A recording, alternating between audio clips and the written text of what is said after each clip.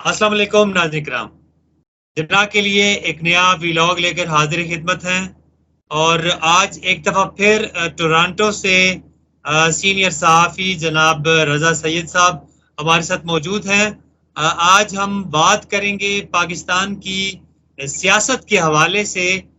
جو بیرون ملک، جو سات سمندر پار جو بیٹھے پاکستانی ہیں، وہ کیا سوچ رہے ہیں اور کس طرح کے خدشات آنے والے الیکشن کے حوالے سے ان کے ذہن میں ہیں۔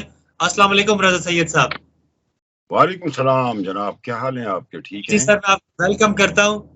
بتائیے گا، باہر بیٹھے ہوئے جو ہمارے پاکستانی ہیں وہ انتخابات کے حوالے سے اور دیگر جو پاکستان کے اوورآل صورتحال ہے اس کے حوالے سے کیا سوچ رہے ہیں؟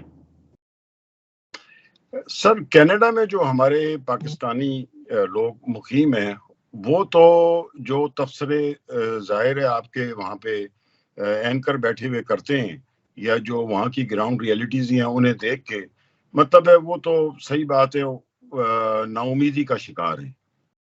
سب سے بڑی بات تو یہ ہے کہ وہ کہتے ہیں کہ یہ سیاسی مفادات کی خاطر جو ہے نا، مطلب یہ ہے کہ یہ سب کچھ قربان کر سکتے ہیں سیاسی اپنے مفادات کے لیے نا۔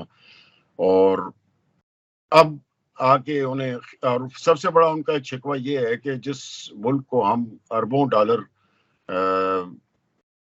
یہاں سے بھیجتے ہیں زر مبادلہ، یعنی ان کے بارے میں بھی اتنے عرصے میں نہیں سوچا گیا کہ انہیں کوئی رائٹ آف ووٹ دیا جائے۔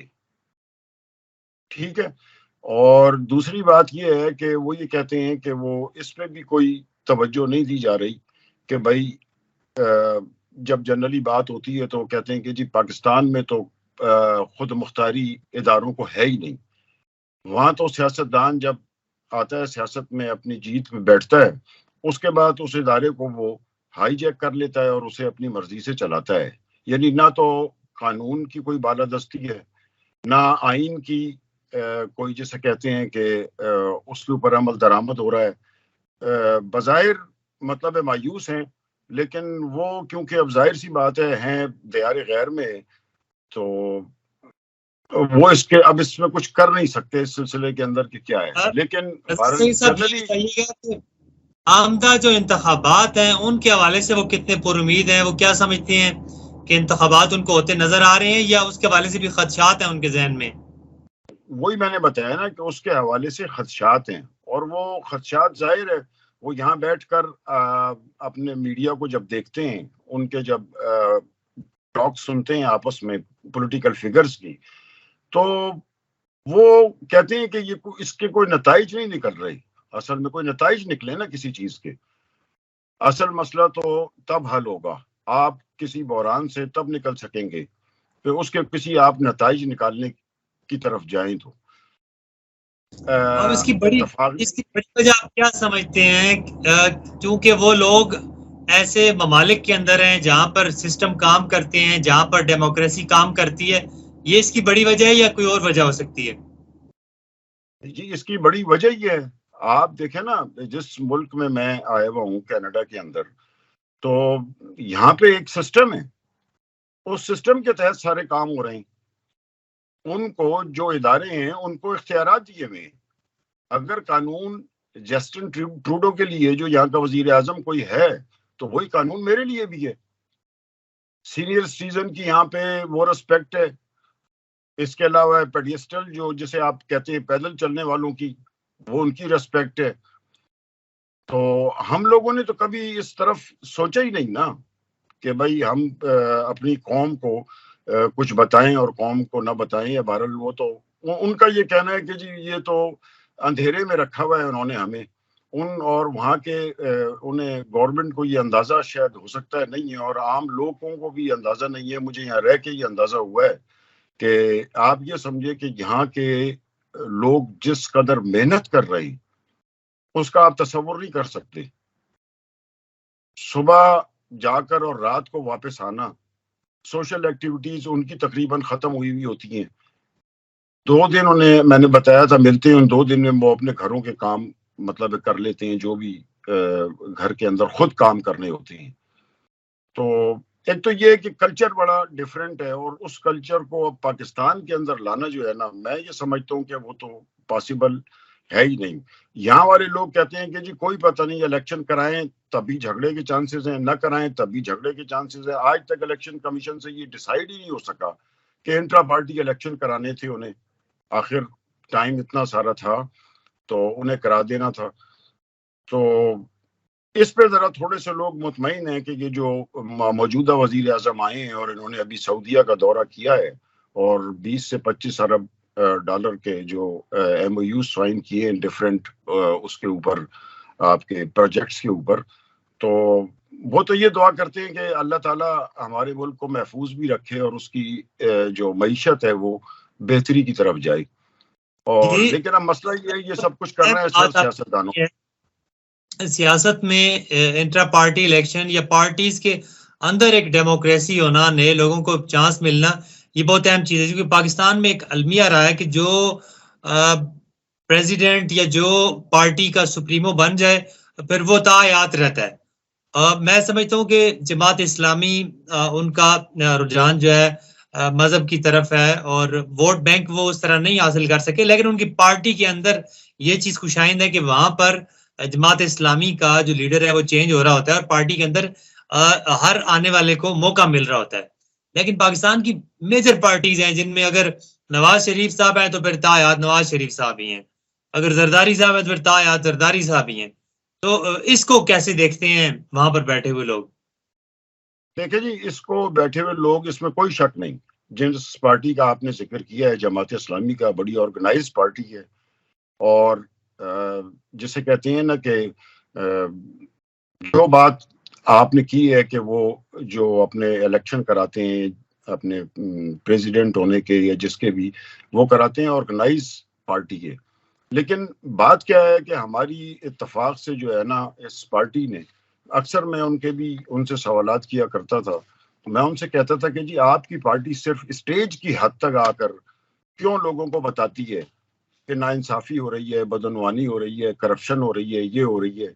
آپ کے پاس اتنی بڑی مطلب ہے مین پاور بھی ہے اور آرگنائز بھی ہیں آپ لوگ اس سلسلے کے اندر پریکٹیکلی روڈ پہ کیوں نہیں آتے؟ پیسفلی آئیں, یہ نا پیسفلی احتجاج, کوئی منع تو نہیں ہے کسی کو. اور اگر یہ لوگ آ جائیں پیسفلی اس سلسلے کے اندر تو میں سمجھتا ہوں کہ کافی تبدیلی آئے گی. بالکل انقلاب آ سکتا ہے قوم اگر نکل آئے تو. جی اچھا رضا سید صاحب, لاسٹلی ہمیں یہ بتائیے گا کہ ابھی جو اکانومی کے حوالے سے کیئر ٹیکر گورنمنٹ کا کے اقدامات ہیں, چاہے وہ ایڈمنسٹریٹو اقدامات ہی انہیں کہا جائے, جز وقتی اقدامات ہیں, لیکن ابھی جو آئی ایم ایف کے ساتھ ہمارا فار دا ٹائم بینگ ہمارا ایک معاہدہ ہو گیا, اسے وہاں پہ بیٹھے لوگ کیسے دیکھتے ہیں اور اکنامیکلی جو صورتحال ہے پاکستان کی اس کے حوالے سے ان کا کیا ذہن ہے؟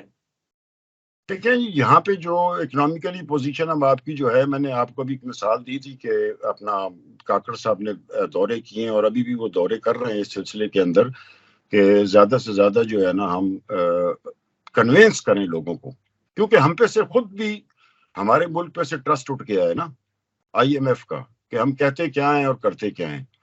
ایک بات بڑی اہم ہے اس کے اندر سر, وہ یہ ہے کہ آپ جب تک اپنے ٹیکس کا نظام, عدل کا نظام, یہ نظام جب تک آپ ٹھیک نہیں کریں گے نا تو آپ کبھی بھی سروائیو نہیں کر سکتے.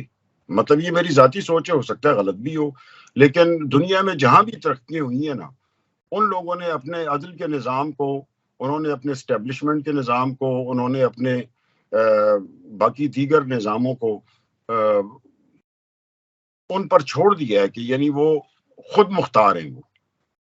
تو ہمارے وہاں ایسا نہیں ہے. ہمارے وہاں یہی ہے کہ خاندانی سیاست چل رہی ہے, وراثتی سیاستیں چل رہی ہیں, اور باقی لوگ اس بات سے اب مطمئن ہیں. دیکھیں جتنی معیشت اس ملک کی خراب ہوگی نا, اوورسیز پاکستانی کو اتنی ہی محنت اس ملک میں کرنی پڑے گی, کیونکہ ہمارے وہاں ہے جوائنٹ فیملی سسٹم, اور جوائنٹ فیملی سسٹم میں آپ کو سارا پتہ ہے کہ کیا کچھ ہوتا ہے کہ یہاں پہ ایک آدمی کماتا ہے اور وہاں وہ اپنے 6 آدمیوں کو بھیج دیتا ہے, تو ان کا گزارا اس وقت چل رہا ہوتا ہے. تو ان کا خیال اب یہ ہے کہ کم از کم اور کچھ نہیں چلے, اگر کیئر ٹیکر یہ کچھ کر رہی ہے حکومت, ایسے انیشیٹ لے رہی ہے, تو وہ اس پہ خوش ہیں.